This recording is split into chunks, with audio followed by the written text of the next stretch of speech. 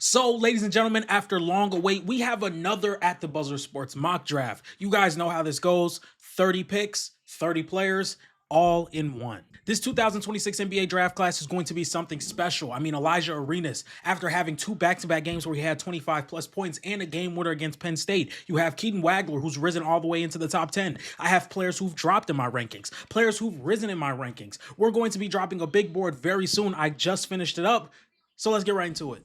All right, so it's only right that we do a lottery simulator just because the Indiana Pacers made a trade that would send the Clippers their pick if it falls out of the top 4.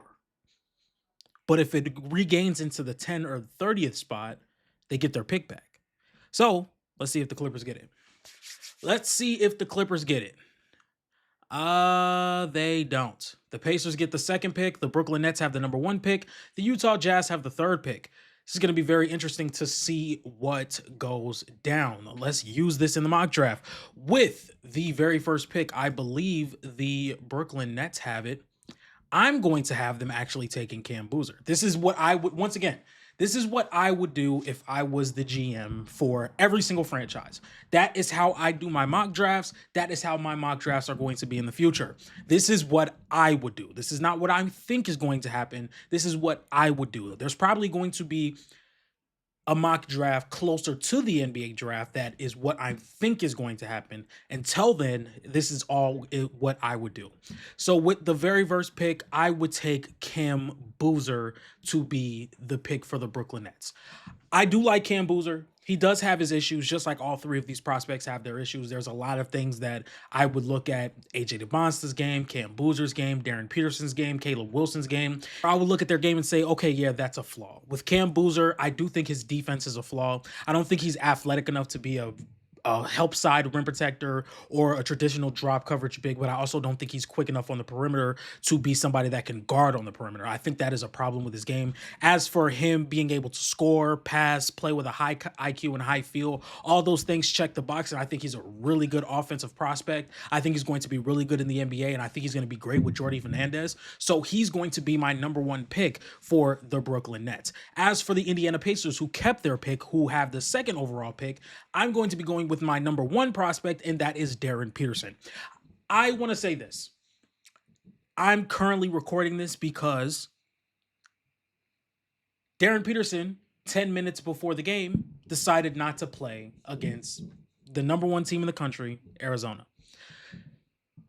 I could understand, or I am now maybe twinkling with my big board, just because Darren Peterson has been out multiple games. He's missed multiple games for Kansas. He sat out the entire second half against BYU. He's not playing against Arizona. Whether you like it or not, I've done the same thing with a guy that I had in my top 5 earlier this season who has only played 4 games this year. I dropped him in my big board. It only is right if I drop Darren Peterson. Will I do that? I don't know, because my big board comes out pretty soon, and I'm pretty sure it's done. So I don't know if I want to fix that just yet. As for Darren Peterson, though, he still is a fantastic prospect. When he is on the floor, he's a fantastic prospect. He is the best scoring prospect in this draft, being able to pass, shoot, play on the ball, play off the ball, drive to the rim, finish above the rim, have a solid handle, have good elevation on his jump shot. He's shooting 40% from 3. If I take a look at the stats, as a matter of fact, let's take a look at the stats. So Darren Peterson is averaging 20 points per game, shooting 42% from 3 on 6.5 attempts. He's shooting 55% inside the arc, getting to the free throw line about 5 times a game with 4 rebounds and 2 assists and a steal and a half a night. He's the real deal. He's the real deal, and I love this fit in Indiana. I absolutely love this fit in Indiana. When I look at him and I say, you have an on-ball and off-ball player who works in transition, who can play off the ball, has high feel as a passer, is a solid defender, can work one-on-one and make difficult shots in a system like Indiana with guys like Ivica Zubac, who's one of the best screen-setting bigs in the league, Tyrese Halliburton, who's one of the best passers in basketball and best decision-makers in basketball, Pascal Siakam, who's also a really good half-court scorer and post scorer. There's not a world where this doesn't work. I just don't believe Darren Peterson becomes 75% of what I think he can be. There's not a world this doesn't work. I'm sorry. So Darren Peterson is my second pick in this draft. As for the third pick with Utah, this kind of does get a little mucky, as I would say, just because AJ DeBonsta is going to be going to Utah. If Utah gets the third pick, they just pick best player available, and that's AJ DeBonsta. I know I've been lower on AJ DeBonsta. He's still, in my opinion, the third best prospect in this draft. He's still an extremely special talent. I just don't think he's as good as the top two. Now, I may be wrong for that. AJ DeBonsta can very well become the best player out of this draft class. But right now, I just look at some of his deficiencies and I say, I don't think he's as good as Darren Peterson and Cam Boozer. But when we look at the bright side, I think he gets to the rim really well. I think he gets to the free throw line really well. I think he has a really good elevation on his jump shot, and his wingspan can really make it difficult to contest that shot. A lot of things that I've talked about with AJ DeBonsta. But again, some of the handle issues, some of the defensive motor issues, that's something that I didn't think I had a concern with him coming into college. But now that we've seen it grow and grow and grow, sometimes I get concerned with the motor on defense because he has the tools to be a really good defender in this league. He has the wingspan. He has the athleticism. He has the foot speed. He has the intensity. All of those things I look at and say, this guy can be a really good defender. Another thing, the difficult shot making has gotten so much better this season. Like just with the contested shots, playing in the mid-range, even playing at the three-point line where his wide open threes are falling more. His contested threes are falling more. He's more confident with shooting off the dribble. Those things like that where it's like, I can look at AJ DeBonsta and he has a ceiling of best player in the world. But I think that's the overrated part when we talk about prospects. When we look at prospects, we kind of just skip over what they are right now and project what they can be in the future. And that's what a lot of people base their big boards off of. And right now, I just don't think AJ DeBonsta is as good as Darren Peterson or Cam Boozer. He can be better than them in the future, but how many prospects hit their ceiling? How many prospects hit their ceiling consistently? I just don't think ceiling is something we should be putting all of our eggs into when 95% of NBA prospects don't hit their ceiling. That's my problem. That's my problem. But AJ DeBonsta is still a fantastic player. He's still a fantastic player, a special talent, and he's going to be going top 3 in this mock draft. As for the Washington Wizards, this feels like a Caleb Wilson pick. This feels like a Caleb Wilson pick, and this is a type of player that fits right into what Washington is doing. And to be completely honest, you have Anthony Davis, you have Trae Young, you have Alex Sarr, you have Keyshawn George, you have Trey Johnson. He does not have to start year one. He does not have to start this season. He can sit behind Anthony Davis. He can sit behind Alex Sarr. And once, let's say, Anthony Davis builds up his trade value to where you can now move off of him and get some value back, you now have Trae Young working with elite paint finishing, play finishing type of power forward and center in Caleb Wilson and Alex Sarr. I think when I watch Caleb Wilson, now understand this, I was lower on Caleb Wilson to start the season. As the year got on, I got increasingly higher on him with the intensity on both sides of the floor, the rebounding, the post play, the shot making, the footwork, the ability to get to the free throw line, the touch around the rim, the ability to play finish, the ability to run the floor. The only problem I have with Caleb Wilson, and it's what's stopping me from putting him in the other tier with the top 3, is just the half-court creation on ball. Yes, it looks good in spurts. Yes, it looks good at times, but it's not as consistent at the collegiate level like I get from an AJ DeBonsta, like I get from a Darren Peterson, like I get from a Cam Boozer. And that's not always a bad thing. That's not always a bad thing. You don't always have to be some elite half-court creator. Sometimes it's okay to just be a guy that can give you 20 and 11. I think that's the type of ceiling Caleb Wilson has. He has all the tools to be one of the best play finishers in the league, to be one of the most versatile bigs in basketball, with his rebounding ability and his athleticism and his foot speed. All of those things that you would like to see in a player and have it reach its mountaintop, have it reach its peak. And the Washington Wizards have the tools to bring that out of him. You have a point guard, a Trae Young, who is known for feeding bigs. He's kept Clint Capella a job for years in Atlanta. So why can't he do it with Caleb Wilson and Alex Sarr? This is a perfect pick for Washington. This is a perfect pick. You don't need to get the number 1 pick anymore. You don't need to get the number 1 pick. Caleb Wilson is a guy. He's a great guy. This is a great guy to go get. As for the Sacramento Kings, where do we go here? This is where I look at him and I say, you know what? Sacramento's in a really weird spot because they're the worst team in the league, and they also have a bunch of assets nobody wants. Not a lot of people are calling for $47 million a year Zach LaVine. Not a lot of people are calling for $42 million a year Domantas Sabonis. Not a lot of people are calling for $25 million a year DeMar DeRozan. Not a lot of people are calling for $24 million a year DeAndre Hunter. Not a lot of people are calling for $19 million a year Malik Monk. So it's like, how do we get a guy that can play with all these guys and also still contribute and be good enough to say, hey, we got something?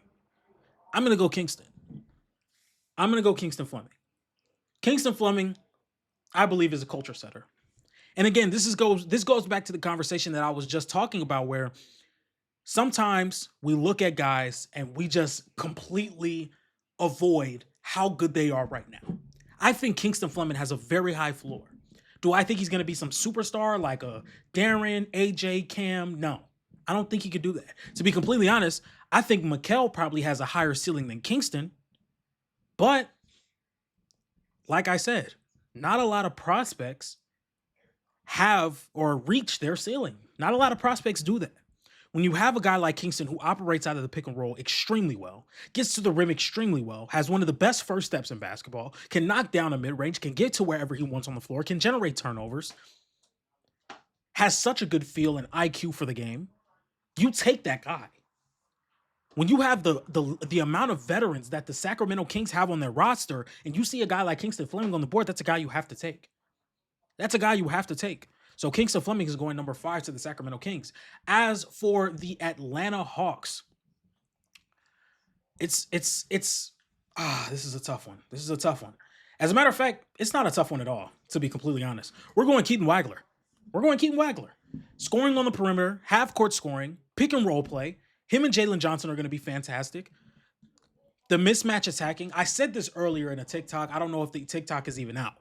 Keaton Wagler is the perfect combo guard to have. I was saying this earlier. I believe I said it on TikTok. Keaton Wagler is the perfect combo guard to have in the NBA today. One, he'll shoot the piss out of the ball. On and off the ball, he will shoot the ball. He will get those shots up and he will knock them down. He's an excellent mismatch attacking guard. Being able to attack bigs in space, that's extremely valuable. When you play in pick and roll to the level that Keaton Wagler does, and he's just able to constantly pull the big out in space and create downhill, create on the perimeter, make passes, and also be 6'5", 6'6", that's something that's extremely valuable, and that's exactly why I have him in my top 5 or in my top 10. Spoiler alert for my big board video. There's a lot of things about Keaton that I extremely like, and that's exactly why he's moved up so high in this draft board, because he can play off of Jalen Johnson and also have an elite two-man game with Jalen Johnson. He can be your point, and you can also run guys like Jalen Johnson, who's also one of the best passers at his position. I like Keaton in Atlanta. As for 7 with the Dallas Mavericks, this is interesting. There's a lot of different ways Dallas can go. I'm looking at Mikal. I'm looking at LeBaron Phelan. I'm looking at Darius Acuff. I'm looking at Nate Ament. I'm looking at Chris Sinak. I think I'm going to go Mikal Brown. Now, I'm going to tell you this. Mikal Brown does not have the best rep across scouts right now. And that's fine. He's had his ups and downs this season. By the way, I think he just dropped 45 against NC State. That game just ended.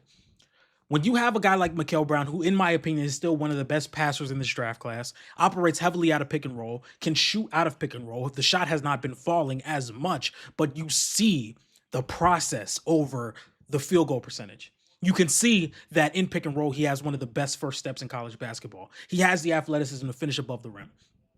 And when I say I see a Malik Monk level type of scorer on top of being one of the best passers in this draft. I think Mikal Brown can push the pace, push the tempo, have a really good transition game with him and Flag, and we can look at a starting lineup in the future and say, okay, we have Mikal at the 1, we have Flag at the 4, we have Derek Lively at the 5. We can mix in a Najee Marshall, put some defense around these guys, have Mikal set up shop for all these guys, and I think Mikal can do that very well. So I got Mikal going number 7 to the Dallas Mavericks. As for the Memphis Grizzlies, another sleeper team I would love to see Caleb Wilson go to is the Memphis Grizzlies, because they still escape out of the trade deadline with Ja Morant. who can still be one of the best downhill guards and passers in basketball. So I look at him and say, let's go get you a big. And I think it's Jaden Quaitons. Now, again, this is another guy that I dropped in my board due to injury. Jaden Quaitons just has not been available this season. He has not been available. But I can't just ignore the tools that Jaden Quaitons possesses.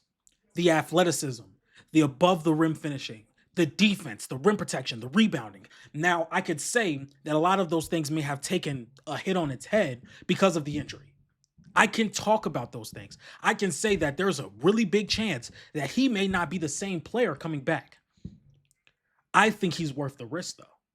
If he had been fully healthy and he was continuing to provide what he was providing at Arizona State last year with improvements to his game, he'd undoubtedly be a top 5 prospect for me. And when you get that at number 8, it's a risk, but it's a really high reward if it pays off. It's a really high reward. Up next, we have the Milwaukee Bucks, and I'm going Nate Ament. Nate Ament is somebody that has kind of jumped up and down my draft board all year because I walk into the season, this was my clear number 4 prospect. When you look at the size, the length, the shooting ability, the off-ball play, there was no world where I did not have him in my top 5 coming into the season. But then I look at the handle, the inability to create one-on-one. That's something that made him fall for me just a little bit because, again, he's 6'10", but I believe he has to play small forward because he's not as impactful on the boards as his numbers may say.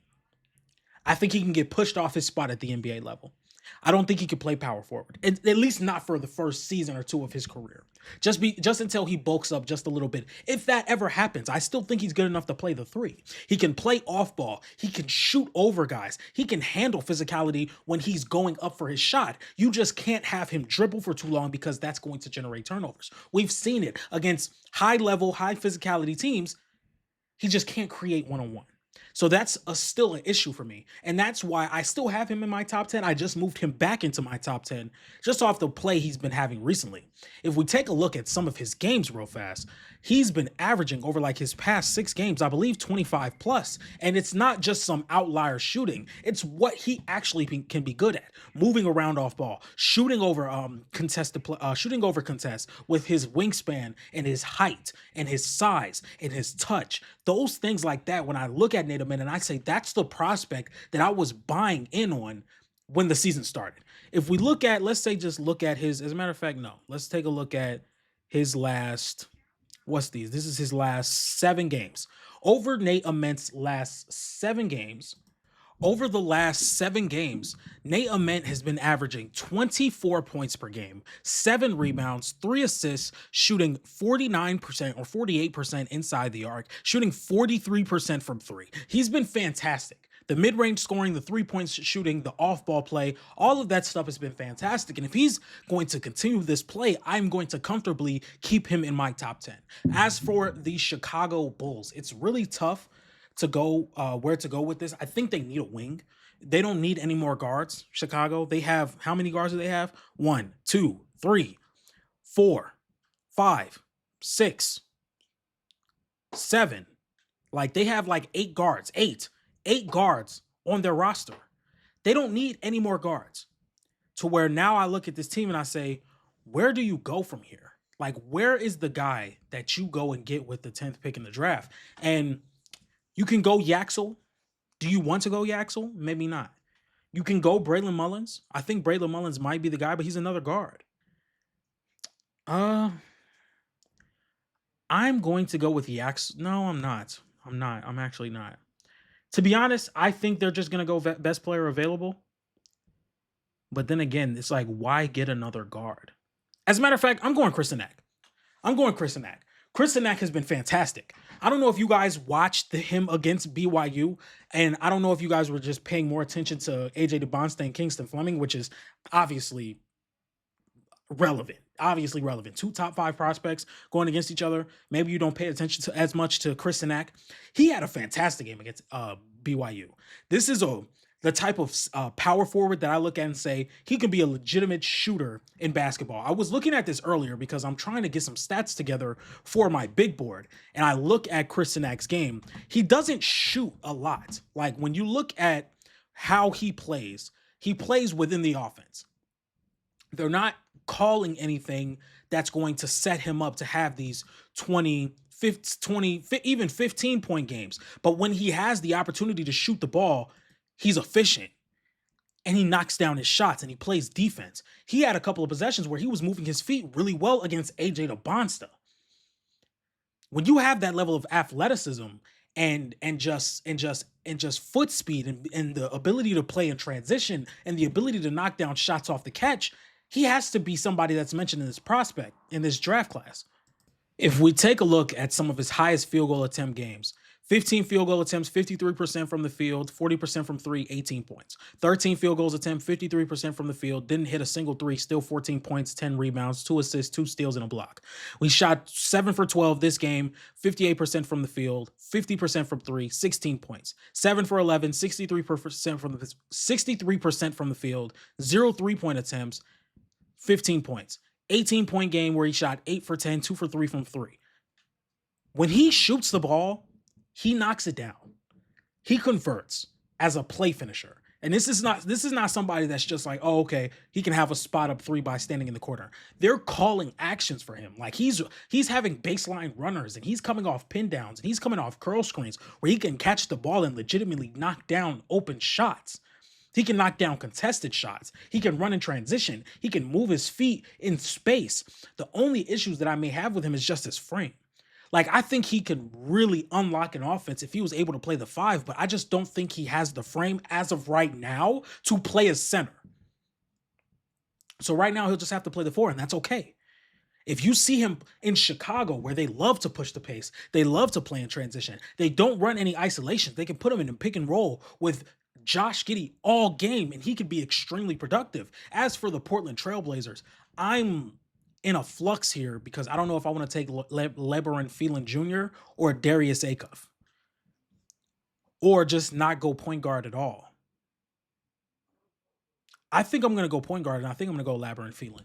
I think him learning behind Drew Holiday and Damian Lillard is going to upgrade his game even more. I'm going to go Labyrinth Phelan. As for the Charlotte Hornets, this is going to be very interesting. Who do I want to go here? With the 12th pick, I'm going to have the Charlotte Hornets take Braylon Mullins. Braylon Mullins is another one of those guys that's an extremely effective off-ball player, one of the best shooters in the class, and has some feel as a passer. I'm going to take him in Charlotte. He's not going to play in the starting lineup much, but he can also be extremely effective playing with LaMelo and Brandon Miller, where they like to set guard-to-guard screens. They like to set a heavy pick-and-roll offense, whether that's stagger screens, inverted pick-and-rolls, all those things that they like to do to force 2 on the ball. That's what they like to do. Charlotte thrives off putting or making the defense put 2 on the ball. As for the Oklahoma City Thunder, this is very interesting. This is going to be a very interesting pick. I'm going to go Cameron Carr. Even with like OKC having a lottery pick, they are playing with house money.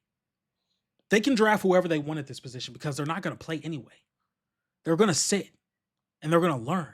And then when it's time for them to play, they're going to play. You get Cameron Carr, you get more 3-point shooting.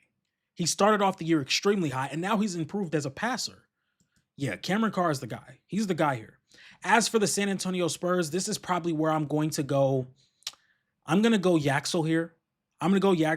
This is somebody who I don't think is the best 3-point shooter. I think he's cooled off a little bit from the start of the season. He started the season shooting like 40% from 3. Now he may be down to like 34, 35%, which is more in line with his past splits.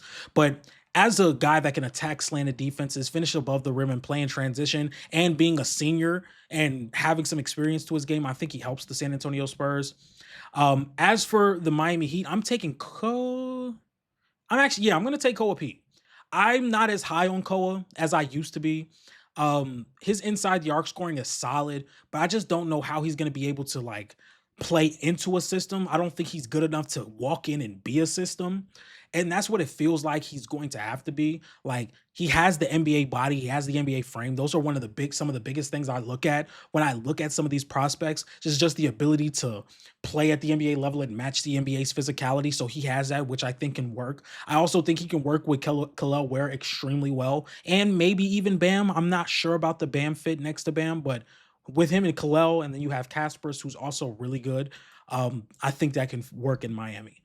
As for the Golden State Warriors, this is another very interesting pick. You have Kristaps, who's going to be coming off the market. Now, this is also like a really interesting trade candidate. Like, Golden State has a real chance of missing the playoffs, but I'm in line with just saying, hey, let's go get these guys another creator. I think Darius Acuff is that. He has a really good handle coming off the bench for the Warriors. He's going to be able to score. I think Darius Acuff is the pick here.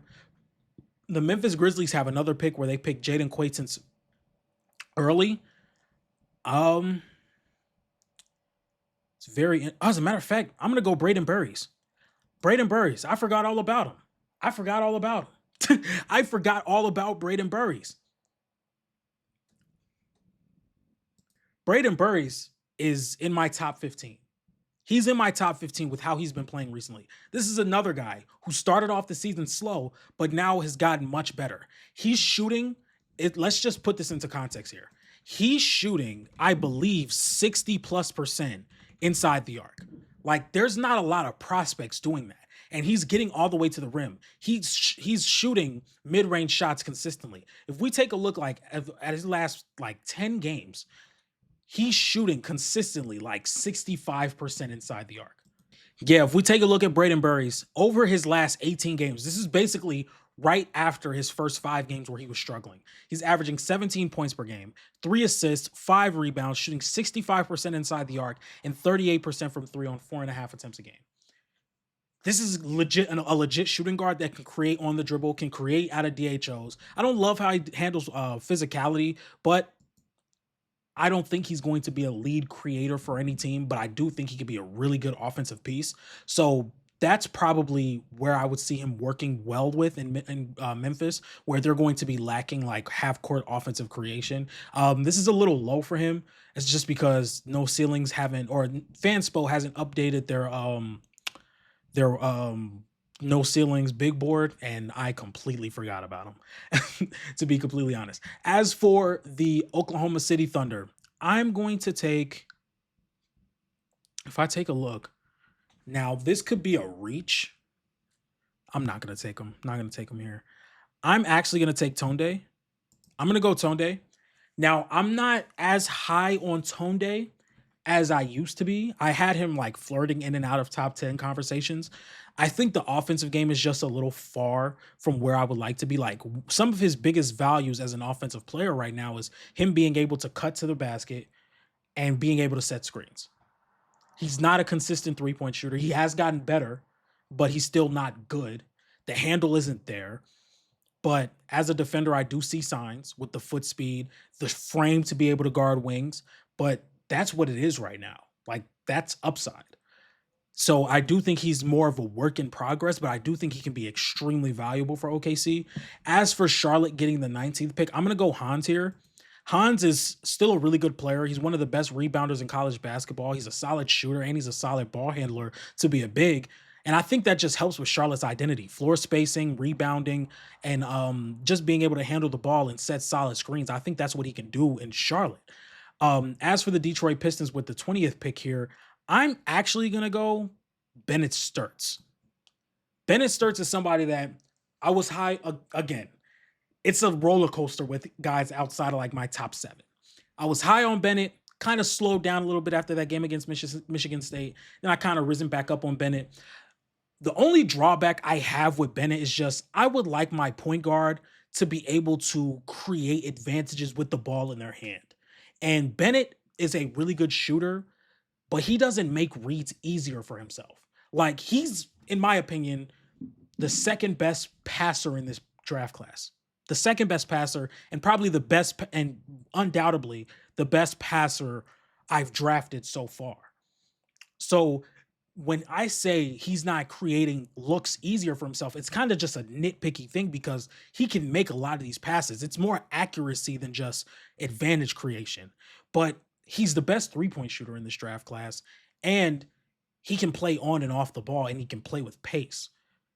I think he helps Detroit. Like, I can see him being like a Tyrese Halliburton, but I could also see him being a Reed Shepherd. So it's like, Do you get somewhere in the middle? Do you get all the way there? Do you just get all the way low? Like, it's going to be very interesting to see where Bennett Sturts goes, but I do think he can impact. As for the Toronto Raptors, I'm going to take Pat Ngangba here. I know Thomas Huck is falling very low, but I think Pat, especially with the Raptors probably wanting to get some more athleticism around the big man position, he can rebound, he can protect the rim, he can catch lobs, he can finish around the rim.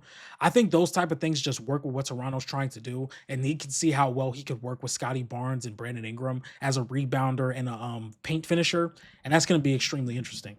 As for the Atlanta Hawks, this is where I'm going to take Thomas Huck. And they could just become one of the best transition teams in basketball. He plays around the middle of the floor extremely well, which is kind of like in between that paint non-restricted area where he has that little push shot he can go to. He's a really solid transition player, and he can knock down open threes at like a 35, 36% clip, which is solid. And I think he could be really good with Atlanta. As for the Philadelphia 76ers, who have their pick, or is this Houston's pick? Yeah, this is definitely Houston's pick. With Atlanta, this is another guy I would love to see Bennett Sturts go to because I would love to see them have some more like playmaking. They still do have a lot of guards when we look at VJ, Tyrese, and Quentin Grimes. I think they would probably just need some more wing depth. And this is where I'm going to go Dalen Swain. I think Dalen Swain, being the defender that he is going to help Philly with exactly what they need. He's 6'8". He's extremely physical. I think Dalen Swain is the guy for the Philadelphia 76ers to help them with some more wing depth. It could have been Kareem Lopez as well, but I think Dalen Swain is the better defender, so I went with him. As for the Los Angeles Lakers, I've been thinking about a lot of different places I can have the Lakers go. Where I'm looking at the most is Ade Mara, just somebody that's going to be extremely big and rebound the basketball, protect the paint, also has some playmaking chops and finishing around the rim, which could be really solid. So I'm going to go Ade Mara. This has been like my consistent mock for Ade all year, to be completely honest. I would love to see him in Los Angeles. And to be completely honest, this is who I wanted the Lakers to, not who I wanted the Lakers to draft, but this is kind of the same archetype I wanted the Lakers to draft last year in Ryan Kalkbrenner. I don't know if I said it on Player's Choice or on this channel or on the Hoop Talk podcast. I wanted Ryan Kalkbrenner to be a Laker in the second round, but he just didn't fall to us, which is okay because now we have Ade Mara. As for the Boston Celtics, I would love to see them get some more big help. Like Henry Vassar would be somebody solid, but that's like maybe a little too early. Christian Anderson could be somebody that can help, but they also still have a lot of guards with Peyton Pritchard and not really a lot of guards. Yeah, I'm gonna go Christian Anderson. I think he's also a really good passer. My problem is he's a really small guard. He's really slim. He's really like small. And he is a good passer. He's a good pick and roll creator, and he's a really good ball handler. So we'll see how far he goes with the Celtics. With the Nuggets, I'm going to have them take Isaiah Evans.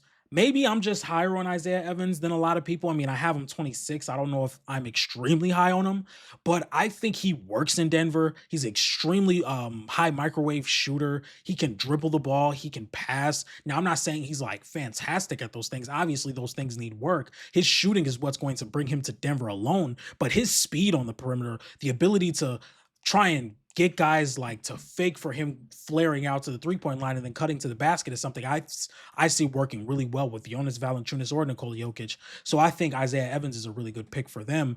As for New York, I'm going to have them take Kareem Lopez, extremely athletic 6'9" small forward who can create with the ball in his hand and get to the rim. Also has a solid jump shot. I don't think he's fantastic, but I think he can help New York with just some size and wing help. As for Cleveland, what does Cleveland need right now? Because they just traded for James Harden. Maybe if they lose Dean Wade, I know Dean Wade is somebody that's going to be expiring. Keon Ellis is also somebody that's going to be expiring. I'm going to go Joshua Jefferson. Maybe he can be like a short roll kind of passer and playmaker when he's playing next to Evan Mobley, but he can have a really good high-low game with either one of those centers. I like his passing and scoring ability out of his position. I don't necessarily think he's a power forward, though, but we'll see. We'll see. As for the Minnesota Timberwolves, a point guard would be great, but what point guard is on the board? Like, what point guard do you mind going to get so far, like right here? I'm just going to go Ryan Conwell. He's a really good guard who can put the ball on the floor and score and take some of those responsibilities off of Anthony Edwards. With the 30th pick, we have Dallas selecting. They already picked Mikael Brown. I'm actually going to go. Let's see. Who do I want to go with here? I'm going to go Dame Sar. I'm still high on Dame Sar. I think he's a really good athlete. I think he could play in transition really well. And I think he could be really good for Dallas. But this is my final mock draft of this episode of At the Buzzer Sports. We have Cam Boozer going number 1 to the Brooklyn Nets, Darren Peterson going number 2 to the Indiana Pacers, AJ DeBonsta going number 3 to the Utah Jazz, Caleb Wilson going number 4 to the Washington Wizards, Kingston Fleming's going number 5 to the Sacramento Kings, Keaton Wagler going number 6 to the Atlanta Hawks, Mikael Brown going number 7 to the Dallas Mavericks, Jaden Quayton's going number 8 to the Memphis Grizzlies, Nate Ament going number 9 to the Milwaukee Bucks, Chris Sinak Jr. going number 10 to the Chicago Bulls. We have LeBaron Philon Jr. going number 11 to the Portland Trailblazers. Braylon Mullins going 12 to the Charlotte Hornets. Cameron Carr going 13 to the Oklahoma City Thunder. 14, we have the San Antonio Spurs taking Yaxel Lindenberg. 15, we have the Miami Heat taking Koa Pete. 16, we have Darius Acuff going to the Washington Wizards. 17, we have Braden Burries going 17th to the Memphis Grizzlies. 18, we have Tonde Yesufu going to the Oklahoma City Thunder. 19, we have Hans Steinbeck going number 19 to the Charlotte Hornets. Bennett Sturts, we have going number 20 to the Detroit Pistons.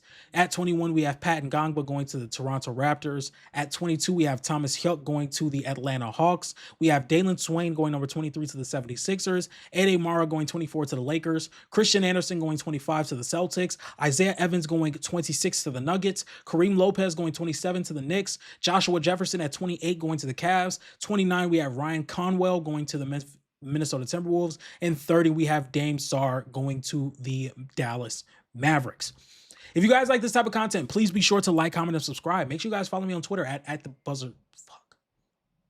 If you guys like this type of content, please be sure to like, comment, and subscribe. Make sure you guys follow me on Twitter at ATB Sports 1. Make sure you guys follow me on Instagram at the buzzer sports _ and make sure you guys follow me on TikTok at the buzzer ENT. And with all that being said, I will see you guys next time. Peace.